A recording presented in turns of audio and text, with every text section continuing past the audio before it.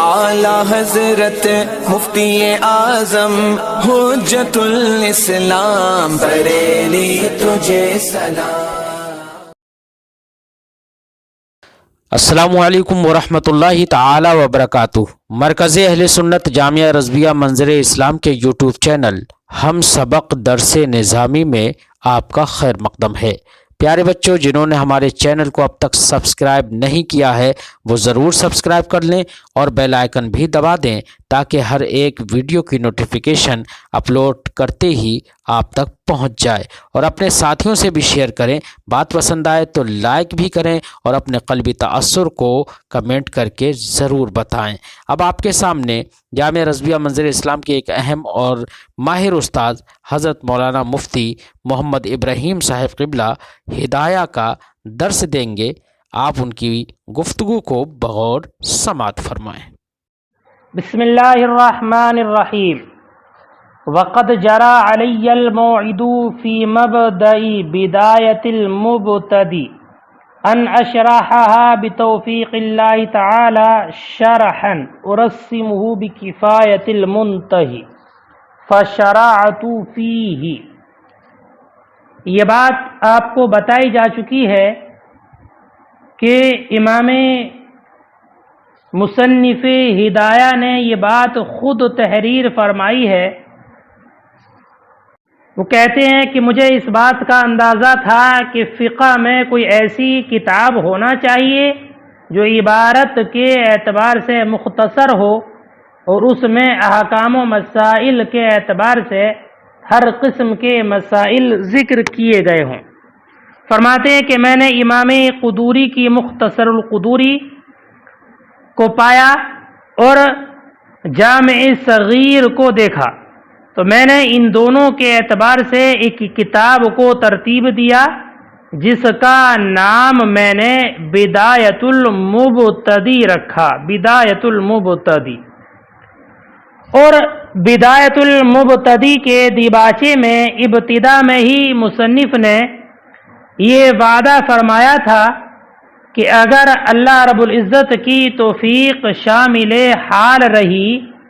تو میں اس بدایت المبتدی کی ایک شرح لکھوں گا، اور اس شرح کا نام کفایت المنتہی ہوگا، کفایت المنتہی۔ فرماتے ہیں کہ میں نے اس وعدے کے مطابق اس کی شرح کفایت المنتہی کو لکھنا شروع کیا۔ لہذا آپ نے اس کتاب کی شرح 80 جلدوں میں لکھی، 80 جلدوں میں۔ بدایت المبتدی کی شرح جو آپ نے کفایت المنتہی لکھی، اس کی شرح کی جو جلدیں تھیں وہ 80 جلدیں تھیں، 80 جلدوں میں آپ نے لکھا۔ فرماتے ہیں کہ جب میں اس کی فراغت کے قریب پہنچا تو میں نے یہ سمجھا اور یہ محسوس کیا کہ یہ کتاب بہت طویل ہو گئی ہے، اس میں بہت زیادہ طوالت اور اتناب ہو گیا ہے، اور مجھے اس بات کا خوف ہوا کہ کہیں اس کی طوالت کی بنیاد پر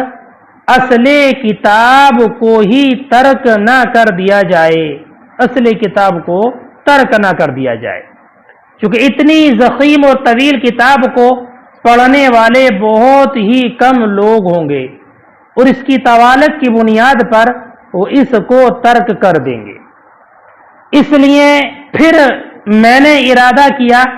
کہ اب میں اس کفایت المنتہی کا اختصار کروں جو کہ بہت طویل ہے، 80 جلدوں میں ہے، اور ایسی کتاب لکھوں کہ جو اس کے مقابلے میں مختصر ہو، لیکن ایسی کتاب میں لکھوں کہ جس میں پسندیدہ روایات ہوں اور مضبوط دلائل کا مجموعہ ہو، مضبوط دلائل ہو، اور اختصار کے باوجود وہ کتاب ایسے اصول پر حاوی ہو، ایسے اصول کو گھیرے ہوئے ہو کہ اس سے بہت سارے مسائل متفرع ہو سکتے ہوں، بہت سارے مسائل کی اسی پر تفریع ہو سکتی ہو۔ تو پھر مصنف نے اس کتاب کے اختصار کو لکھا، اختصار کیا، اور اس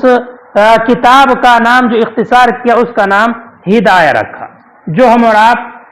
کتاب دیکھ رہے ہیں یہ اسی کتاب کا اختصار ہے کہ جس میں مصنف نے مضبوط دلائل عقلیہ اور دلائل نقلیہ کو پیش کیا ہے۔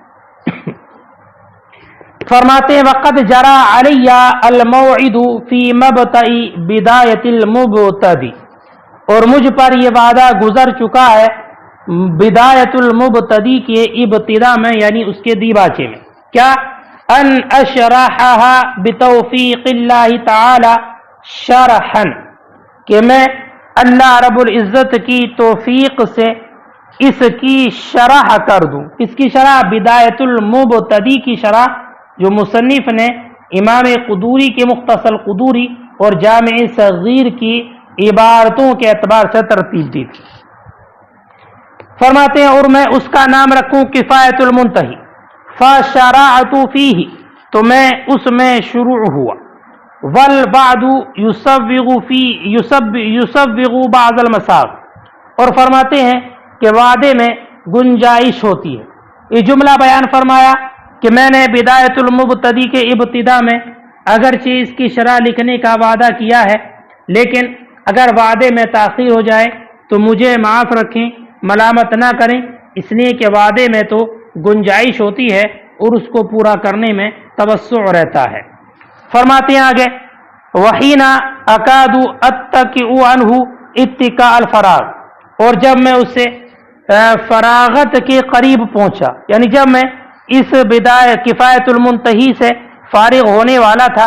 تبینت فیہ، تو مجھے اس میں ظاہر ہوا، یہ میں نے جان لیا، نبذا من الاطناب، کہ اس میں کچھ اطناب اور طوالت ہو گئی ہے۔ وخشیت ان یہجر لاجلہ الکتاب، اور میں نے یہ خوف محسوس کیا کہ اس طوالت اور اطناب کی بنیاد پر اصل کتاب کو ہی ترک کر دیا جائے گا۔ فصرفت عنان العنایہ الی شرح آخر، تو اب میں نے دوسری شرح کی جانب توجہ کی باغ ڈور موڑ دی، توجہ کی باغ ڈور کو دوسری شرح کی جانب موڑا، موسوم بالہدایہ،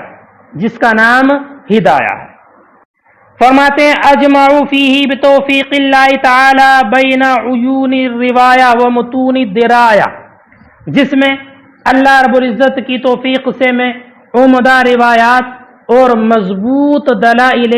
عقلیہ جمع کر رہا ہوں، تارکن للزوائد فی کل باب، اور ہر باب میں زوائد کو ترک کرنا ہے، یہ ارادہ ہے کہ جو زوائد ہیں ان سب کو حذف کر دیا جائے۔ معرضا عن هذا النوع من الاسحاب، اور اس نوع میں زیادہ گفتگو کرنے سے اعراض کرنے کا ارادہ، اسحاب کا معنی ہے بہت زیادہ گفتگو کرنا، تو اس نوع میں یعنی اس باب میں اب زیادہ گفتگو کرنے سے اعراض کرنا ہے۔ لیکن یہ مت سمجھ لینا کہ اس میں اختصار کیا ہے اور زوائد سے اعراض کیا ہے، کم گفتگو کی ہے، زیادہ گفتگو سے اعراض کیا ہے، تو اس کا یہ مطلب نہیں کہ اس میں مسائل کثیرہ نہ ہوں یا بہت سارے اصول بیان نہ کیے گئے ہوں، بلکہ فرماتے ہیں ما انہ یشتمل علی اصول، باوجود اس کے یہ کتاب مشتمل ہوگی ایسے اصول پر ینسحب علیہ فصول، ینسحب یتفرع کے معنی میں ہے کہ جس پر بہت ساری فصول، بہت سارے فروع متفرع ہوں گے۔ واسأل اللہ تعالی، اور میں اللہ تعالی سے سوال کرتا ہوں، ان یوفقنی لاتمامها، کہ وہ مجھے اس کے اتمام کی توفیق بخشے، ویختم لی بالسعادۃ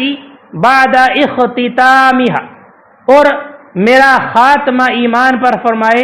اس کتاب کے اختتام کے بعد۔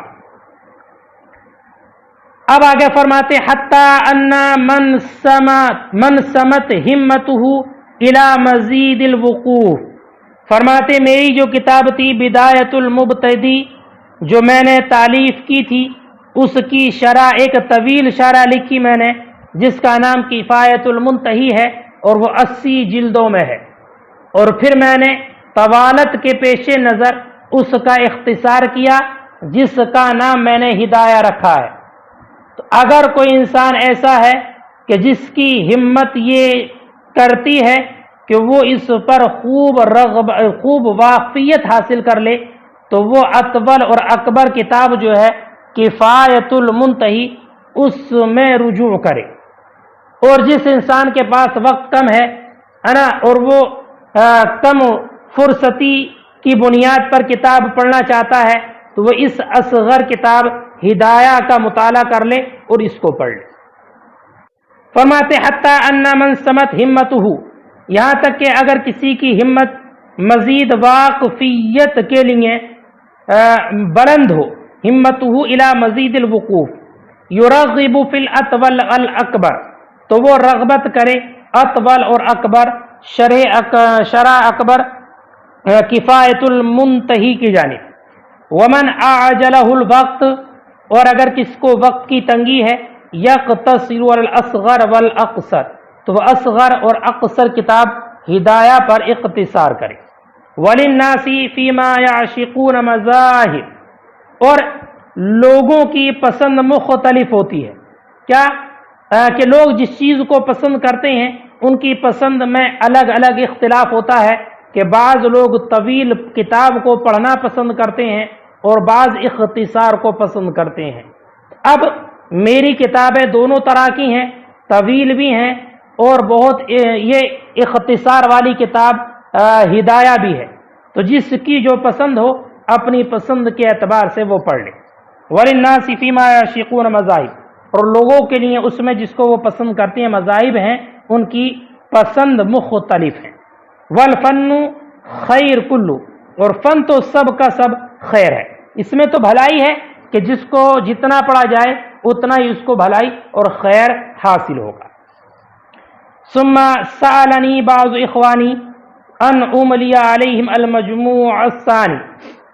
پھر بعض دوستوں نے مجھ سے یہ سوال کیا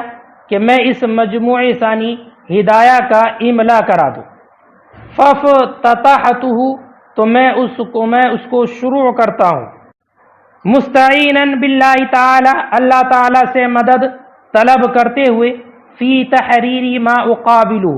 اس کی تحریر میں جو میں کہوں، متضرعا الیہ فی التیسیر، اور اسی سے عاجزانہ درخواست کرتے ہوئے اس کی آسانی میں، لما احاولہ، جو میں اس سے طلب کروں، انہ المیسر لکل عسیر، بے شک اللہ رب العزت ہی ہر آسانی کا، ہر مشکل کا آسان کرنے والا ہے۔ انہ المیسر لکل عسیر، بے شک اللہ رب العزت ہی ہر مشکل کو آسان کرنے والا ہے۔ وہو علی ما یشاء قدیر، اور وہ اس سب پر قادر ہے جو وہ چاہتا ہے۔ وبالاجابۃ جدیر، اور وہی دعا اور درخواست کو قبول کرنے والا ہے۔ وحسبنا اللہ ونعم الوکیل، اور اللہ ہم کو کافی ہے اور وہی بہترین کارساز ہے، کام بنانے والا ہے۔ یہاں تک کتاب کا خطبہ